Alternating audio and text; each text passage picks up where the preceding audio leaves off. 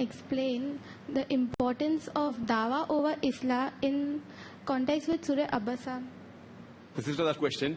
What is the importance of Dawah over Islah in context to Surah Abasa?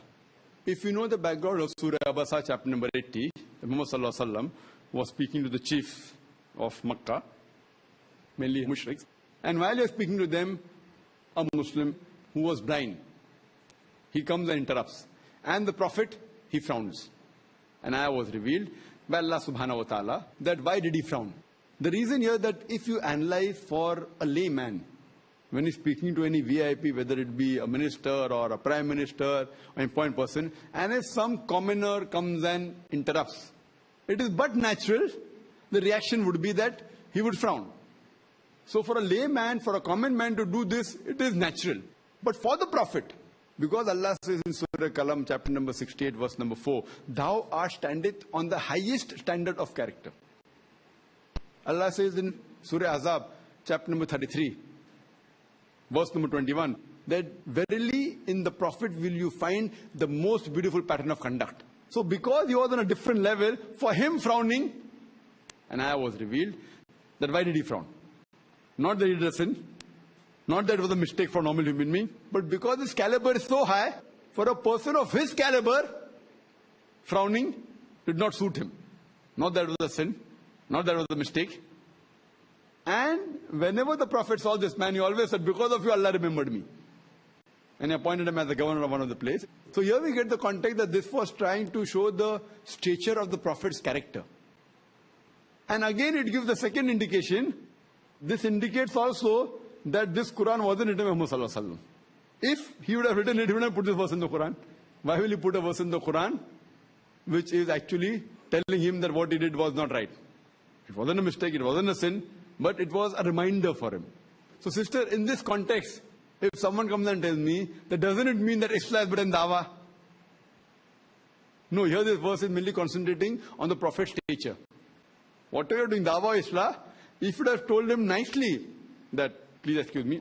So the verse was revealed only telling him that because of his stature. Today suppose I am speaking with a non-Muslim and if a Muslim comes and interrupts me, if he hasn't taken an appointment, even I would not like it. That doesn't mean no, because the Prophet said even you should stop doing dawah and speak to the Muslim. And the verse continues, you may never know who may get hidayah. That is it. Hidayah is in the hands of Allah subhanahu wa ta'ala. But we have a choice. So here we realize that for the Prophet, because the stature was so high. But again, that does not mean that you rebuke any Muslim. But suppose I've taken an appointment and speaking to a non-Muslim.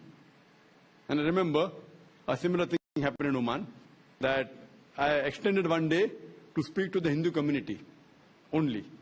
And unfortunately, someone told one of the clubs, one of the other Muslim groups, that Dr. Zakir Naik was coming at the same time. I said, impossible.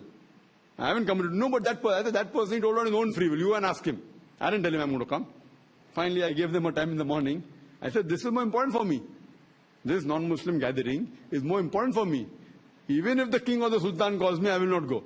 So here we realize that that doesn't mean that if anyone calls you, anyone interrupts, you can leave the dawah. In Islam, both are important, dawah and Islah. But if there's a need, for example, if a patient comes with a small cough or cold, or if he has a small bruise, a small cut, and another person comes with a heart attack, a doctor is supposed to treat both. But if the time is limited and he has to choose one, he has to first treat the heart attack patient. The person with a small cut which requires 1 or 2 stitches, even if it doesn't stitch him, it will not be a major problem. A heart attack, the person may die. Fine? So similarly here, the people who are non-Muslims, they are doing shirk.